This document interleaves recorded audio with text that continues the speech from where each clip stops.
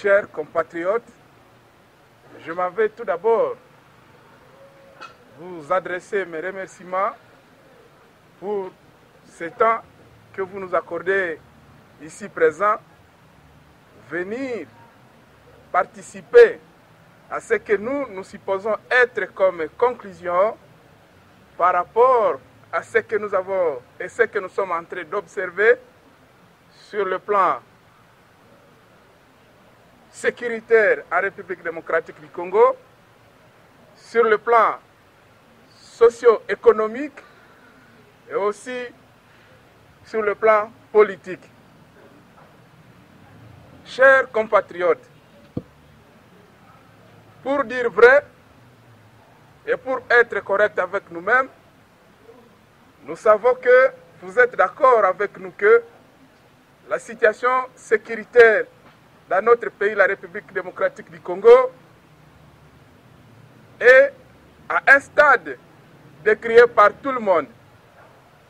À part les quelques cas qu'on peut mentionner dans d'autres espaces de la République démocratique du Congo, vous êtes d'accord avec moi que la situation au Kivu, en Ituri, elle est devenue telle que la population vit sous un champ de bataille perpétuel. Et avec cette situation de champ de bataille perpétuel sur toute l'étendue de la République des provinces de Kivu, Nord Kivu, Sud Kivu et Ituri, nous avons certaines conclusions que nous avons pu tirer après avoir analysé la situation exacte. Pour ne pas nous voiler la face, nous avons vu que pour que l'on arrive à espérer à une réussite par force de l'insécurité à province du Nord Kivu, à province de Kivu et de l'Ituri, il y a certains éléments qui doivent tout d'abord être traités. Nous ne voulons pas nous voiler la face, mais nous vous disons tout droit et très haut que pour espérer avoir une force commune à la République démocratique du Congo qui soit à mesure de faire peur à tous les détracteurs de nos provinces précitées, nous devons tout d'abord commencer par le premier point. Le premier point, c'est celui de persuader toutes les communautés vivant dans ces provinces que nous avons l'obligation de conjuguer les efforts pour que nous ayons la force capable de faire peur à ceux qui veulent nous détruire. Parce que pour dire vrai, lorsqu'il y aura toujours des couacs ou cette absence d'une volonté commune de vouloir vivre en harmonie, nous serons toujours fragilisés face aux détracteurs et nous n'aurons pas l'occasion de créer une ligne commune à suivre qui pourrait nous permettre d'avoir une force encore plus consolidée que de rester dans les divisions qui nous fragilisent face à l'adversaire. Ça, c'est le premier point auquel nous devons tenir compte. Le deuxième point, nous devons tenir compte de l'histoire même de notre défense qui est censée nous protéger face aux détracteurs. Nous devons savoir que l'armée que nous avons aujourd'hui, la police que nous avons aujourd'hui, même les services de renseignement, sont des services qui proviennent d'une certaine histoire que personne n'ignore. Nous revenons des rébellions où les troupes avaient leur chef. Et aujourd'hui, il se pourrait que certaines relations ne sont pas encore tellement bien coupées entre ceux qui sont censés nous protéger et leurs chefs d'origine, d'où ils proviennent.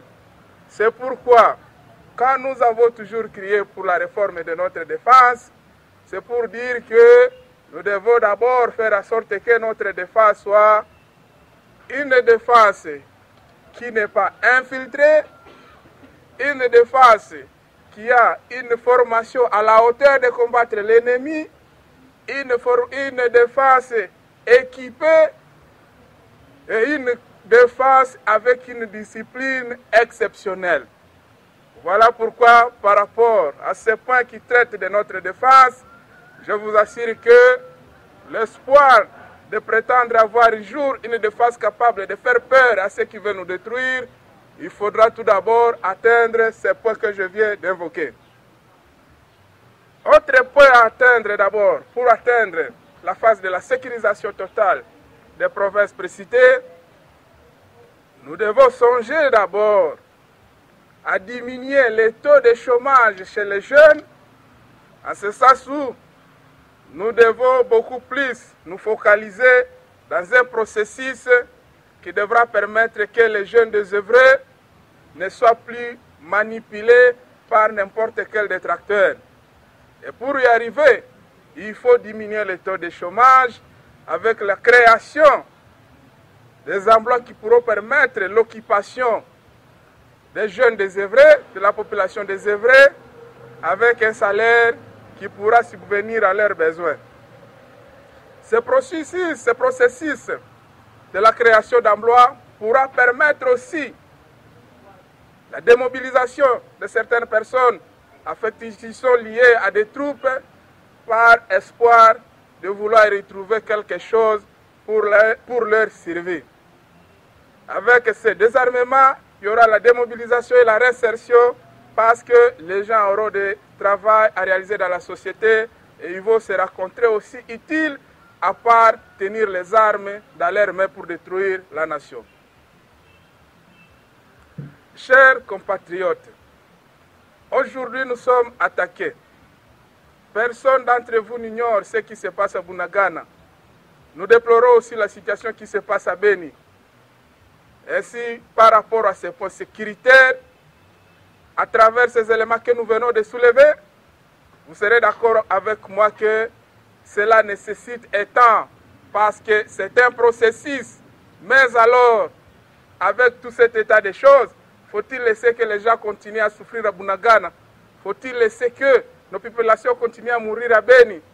Nous estimons que, en attendant que toutes ces choses soient réunies, nos autorités devraient être dans une obligation de songer à un élément ou à l'autre alternative pour pouvoir permettre que nous obtenions une paix, bien que peut-être non pas encore consolidée, mais nous espérons qu'avec un processus qui peut permettre tout d'abord une stabilité immédiate, cela pourrait nous permettre maintenant d'entrer dans un processus d'atteindre tous les éléments précités ici qui pourront maintenant nous mener vers une paix consolidée. Parlant de la situation socio-économique, je crois que je ne serai pas le seul à le dire, parce que nous nous fondons sur le rapport de la Banque mondiale qui a démontré que nous sommes parmi des vedettes. La République démocratique est citée parmi les vedettes de la pauvreté du monde. La population est essentiellement pauvre. Vous êtes conscient avec moi que, au-delà des diplômes que les jeunes obtiennent, il est arrivé un autre diplôme de distinction qu'on appelle chômage. Donc, la population vit dans une pauvreté totale. Ce qui est inquiétant aussi par rapport à cette situation socio-économique est de comprendre qu'il y a une grande différence entre la population lambda et ceux qui nous dirigent. Ceux qui nous dirigent vivent l'opulence alors que la population vit de misère. Ce sont les pleurs et les grincements des dents. Et tel que vous le savez, les dirigeants vivent l'opulence sur base des contributions du peuple. Ça veut dire que, ce qui revient à dire que, si la Banque mondiale peut affirmer qu'au Congo, il y a un plus grand nombre de pauvres, alors que nous avons ceux qui dirigent et qui vivent l'opulence, cela mène à une conclusion de dire que nous sommes face à une population pauvre, mais qui supporte une lourde imposition ainsi qu'une lourde taxation. Vous comprenez que c'est le monde à l'envers. on dirait une famille aux parents très riches, à l'Opilas, avec des enfants avec les enfants kwashorkoré, des enfants pieds des enfants qui passent tout leur temps à aller au champ pour apporter le peu de produits les produits qui vont servir maintenant à l'Opilas de leurs parents. N'est-ce pas là le monde à l'envers? Et tout ceci, nous estimons qu'avec la conclusion que nous avons pu dégager, la situation économique, socio-économique dépend beaucoup plus de la situation aussi sécuritaire que politique. Ce qui nous renvoie au dernier point de nos recherches qui parlent de la situation politique en République démocratique du Congo.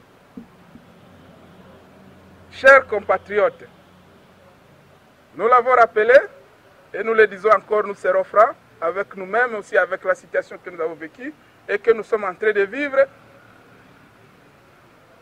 Je dois vous rappeler qu'en démocratie, il y a un principe sacro-saint que nous héritons de Montesquieu qui prône la séparation des pouvoirs.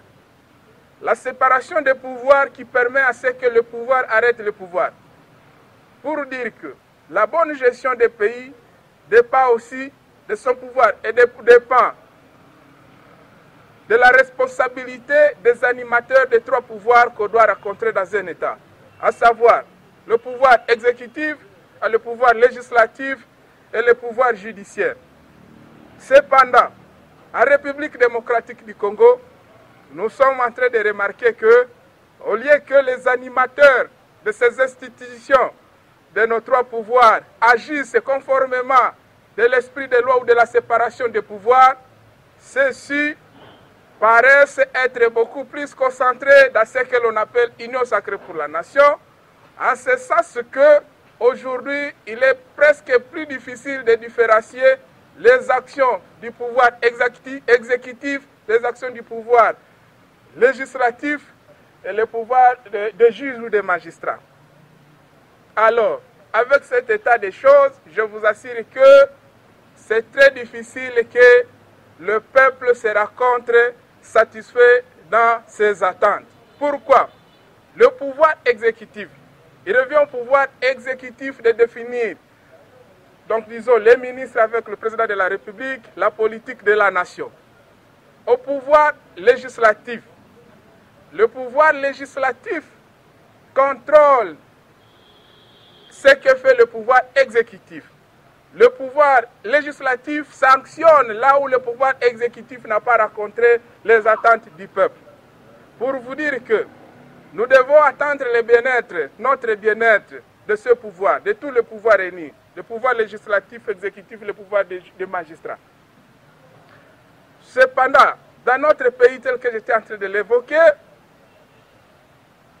alors que la population est en train de crier, alors que ce sont les pleurs et les grincements des dents chez la population, nous ne sentons pas le pouvoir législatif ou les députés et sénateurs qui sanctionnent ceux qui sont censés nous apporter le bien-être, à savoir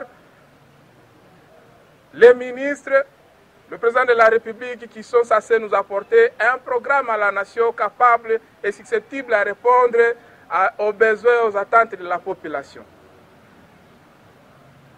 Ça veut dire qu'il s'observe une complicité au-delà du rapport prévu dans l'esprit de la séparation des pouvoirs, en ce sens que les députés et sénateurs se sont transformés en applaudisseurs de l'exécutif ou du ministre avec le programme et observant moins ou se fondant moins sur les revendications de la population. Pourtant, ils sont censés représenter le peuple. Vous êtes d'accord avec moi que beaucoup de ceux qui parlent du pouvoir au Congo semblent dire que l'exécutif a avalé les législatifs et les judiciaires. Face à cet état de choses, le peuple en pâtit. Et moi, personnellement, en tant que juriste, je me suis donné le courage d'observer la situation au Congo et voilà au moins telle qu'elle se présente. Et la conclusion que je peux avoir, c'est laquelle? Face à tout ce que je venais d'évoquer, c'est d'interpeller la conscience des intellectuels, principalement les intellectuels. Pourquoi? Ceux qui nous détruisent, ils ont su et ils savent la stratégie pour essayer de satisfaire nos consciences. Ils nous utilisent et il faut en sorte que nous apparaissons comme des personnes, des évolués, comme des gens qui sont à toute quiétude.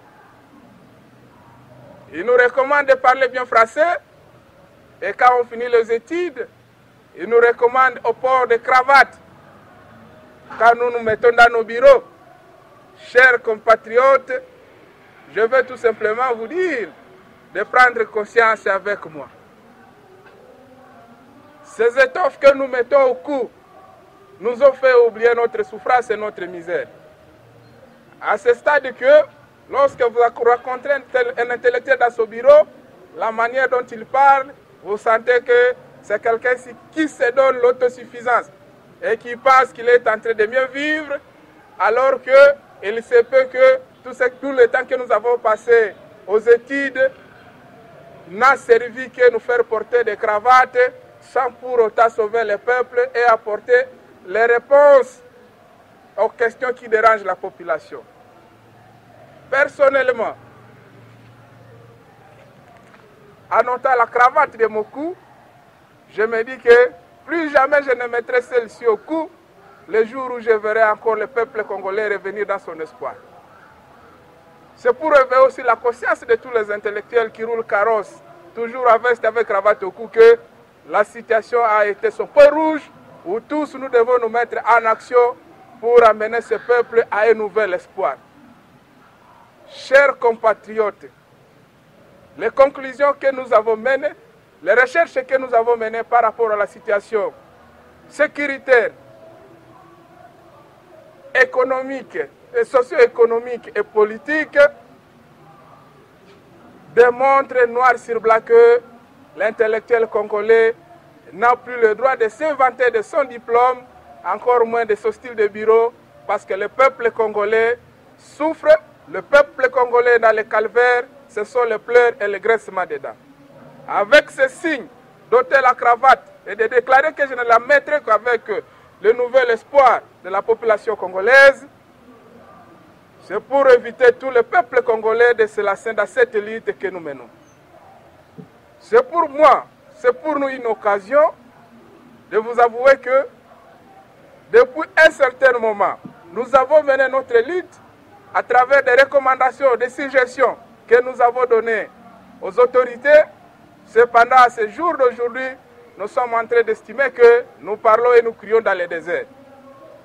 Ainsi donc, en cette date d'aujourd'hui, chers compatriotes, je vous annonce déjà la prochaine rencontre d'ici avant la fin de l'année pour devoir vous déclarer si haut la nouvelle forme de notre lutte qui pourra permettre encore d'atteindre notre degré de revendiquer les droits des paisibles populations.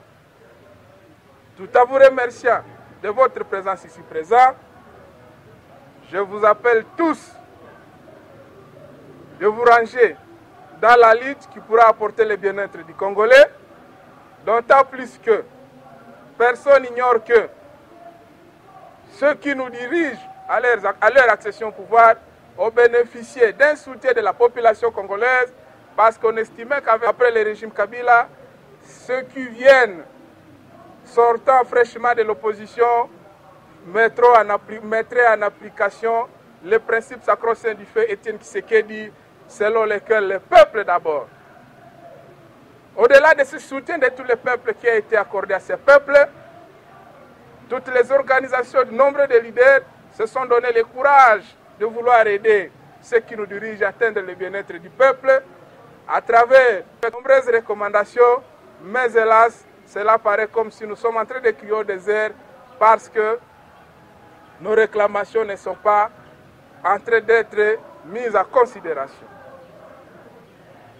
En attendant la nouvelle forme par laquelle nous allons continuer notre lutte, quittant cette phase uniquement de chercheurs scientifiques, observateurs et donneurs de leçons ou de recommandations, je vous prie à la vigilance et de garder toujours votre sang-froid à réclamer vos droits et qu'en temps utile, lorsque nous allons mener des actions dans notre nouvelle forme de lutte, soyez toujours là pour nous soutenir. Chers compatriotes, je vous remercie.